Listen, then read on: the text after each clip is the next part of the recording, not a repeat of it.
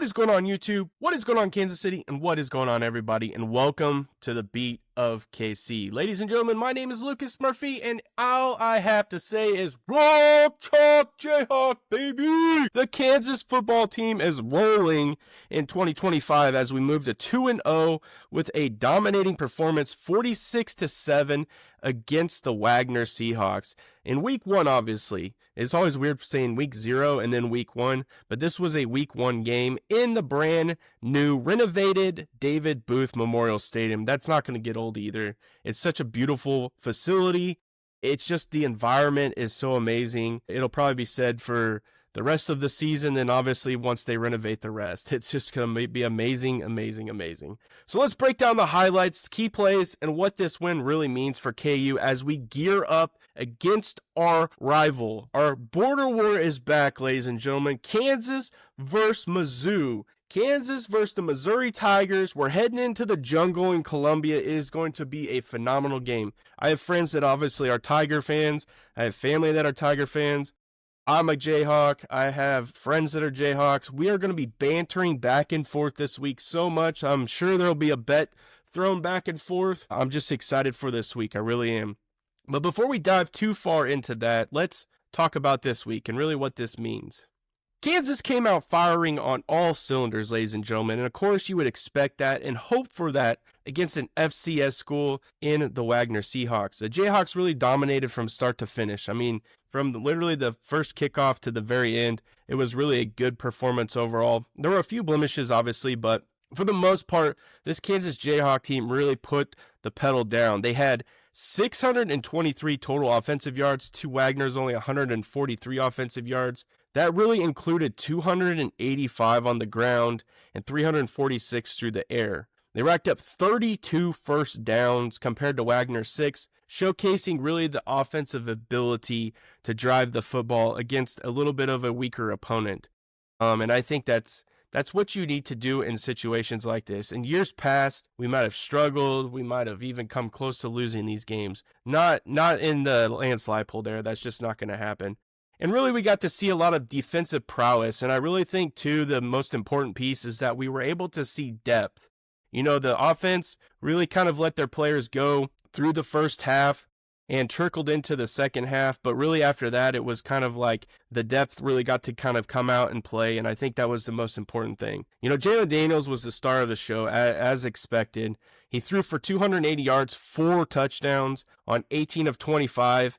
Really, the one play that kind of stood out that was, you know, do we have the old Jalen Daniels back? Is they were driving and he threw an interception into the end zone. Really, I don't know if it was a miscommunication, if it was just a great ball by the defender, but really it did not need to happen in that moment. I'm sure he would take it back if he could, but we move forward and we start to prepare for the Tigers. We're going to quickly go through some key plays. I'm going to break these down by timestamps just so we can kind of see how this developed pretty quickly. With 11:14 left in the first quarter, after a quick defensive stop, Daniels connects to tight end Deshaun Hanukkah for a 4-yard touchdown. Really, this opened the floodgates, ladies and gentlemen. It was 6 plays, 50 yards. It was a very, very quick strike. It only took 1:45 off the clock. And at 3:12 remaining in the first quarter, Daniels found Alabama transfer, and holy smokes, the man has wheels. He's shifty. He is a phenomenal football player. Emmanuel Henderson. Emmanuel Henderson scores from a 9-yard touchdown pass. It was his first as a Kansas Jayhawk. It's probably nice to get that, get that first one. Obviously, another one came.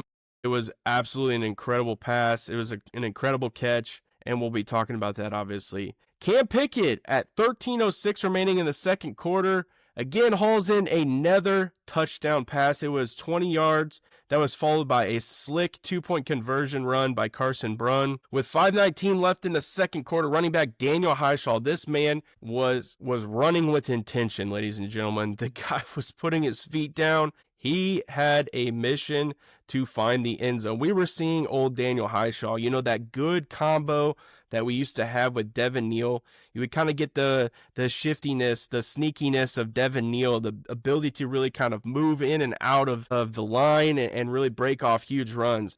Daniel Highshaw, ladies and gentlemen, is that thumper. And he does have this, a little bit of the ability to run hard, to get out quick. But this man loves to just bulldoze people over. And we saw that on that 20-yard run. It capped a 68-yard drive. Late in the first half, Wagner did get on the board with a 45-yard touchdown. I don't know if it was just a defensive communication breakdown, if it was just a great play again by them. It really kind of looked like a few missed tackles potentially. But Wagner was able to crack the scoreboard. With 14:11 left in the third quarter, Daniels answered his early interception with a 62-yard bomb, ladies and gentlemen. And I kind of talked about this on Twitter. Last year, I feel like that ball would have been either underthrown and it would have been intercepted, or it would have just been kind of a wobbler and it really wouldn't have got where it needed to go. And I think a lot of that kind of stems back to, was Daniels healthy? And was he just trying to be a leader, trying to be out there and lead his team to victories? This year, ladies and gentlemen, he launched that football 62 yards. Now, Emmanuel Henderson did have to let off the gas just a little bit, and he really did kind of expose, I believe it was a cornerback. I don't think there was any safety help over the top. So he really kind of dusted that cornerback. But the fact that they were able to connect in a way that the deep ball is back, I think that is an impressive thing, and especially for Emmanuel Henderson. Holy smokes, ladies and gentlemen, he's going to be a phenomenal player for the Jayhawks. He had a monster night. He had 6 catches for 130 yards with 2 touchdowns. So really kind of nice to see him really kind of take that next step. And with 3:40 left in the fourth quarter, our guy, holy smokes, ladies and gentlemen, Isaiah Marshall led a 50-yard drive, finished by a 1-yard touchdown run by Harry Stewart III. I call him Baby Saquon Barkley. The guy he's another thumper as well. But it's nice to see Isaiah Marshall, and I don't want to discredit or kind of miss Cole Ballard. Cole Ballard really laid it out there, ladies and gentlemen. He got out there. He was running the football. He was dropping the shoulder a little bit too, and he really had some good drives as well. And I think Cole Ballard is a phenomenal backup to Jalen Daniels. I think he's really progressed and learned over the years. And we were able to see Cole Ballard kind of step up in a big way when Daniels went down, when he was hurt. And you can kind of see Ballard taking that next step. He really has some leadership skills.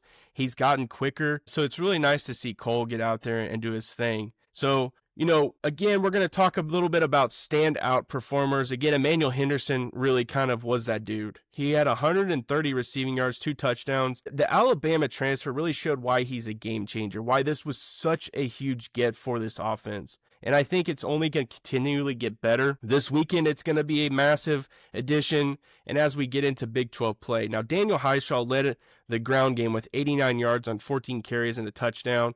That's expected, and I don't want to, again, discredit that because we know what Daniel Highshaw can do. It was nice to really kind of see the other guys get in there and provide some running game as well. The KU defense was relentless, ladies and gentlemen, holding Wagner to only 53 rushing yards, forcing 11 punts, and linebacker Trey Lathan and defensive tackle DJ Withers, 2 sacks. They really set the tone, and it was nice to see Leroy Harris as well. Leroy Harris was getting absolutely after it.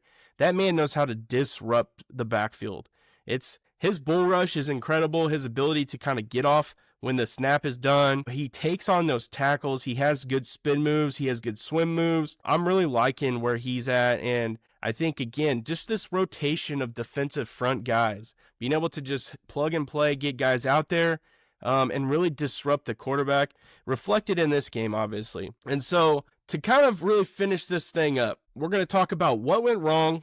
And there really wasn't a whole lot. Kansas wasn't perfect. And I think, in a game like this, you almost want to request perfection, especially when you're prepping for an SEC opponent, people who have known this rivalry for years, have been in this rivalry for years. I think that your opponent's going to step it up. And, Missouri had a phenomenal game against Central Arkansas.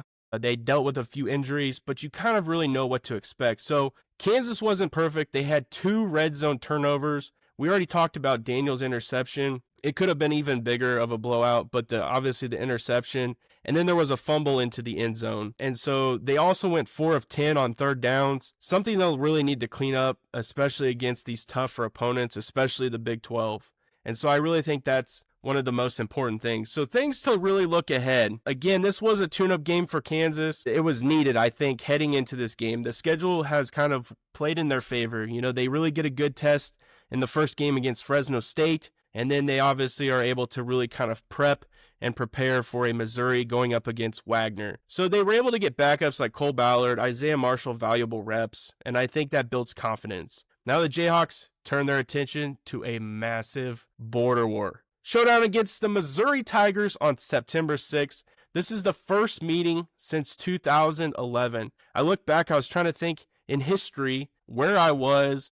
I was actually still in college, and I still to this day can tell you, trash talk I was talking back in 2011. We'll see if I still got it in the tank. The thing is can KU keep this momentum going against their arch rivals? And I do believe they're going to have a good ability to face an opponent like Missouri. I think this is probably the most prepared we've been from a team standpoint, from a depth standpoint, from a coaching standpoint. We're just going in their house, and I think that's where it's going to come down to. The fans, I think there's going to be a lot of things that can impact this game. I'm hoping that everybody's healthy. Obviously, I know Missouri, again, dealt with some injuries. Their kicker and I believe their quarterback dealt with some serious injuries. So we'll have to see. We will have to see. I really appreciate you all checking out this recap of Kansas's 46-7 rout over Wagner. Make sure you guys hit that like button, subscribe, and make sure you guys turn on notifications for more Jayhawks football content. Let's hear it. How hyped are you for this KU Missouri game? Let me know down in the comment section. Rock Chalk Jayhawk as always, and you know how I finish every single video. Have a good day.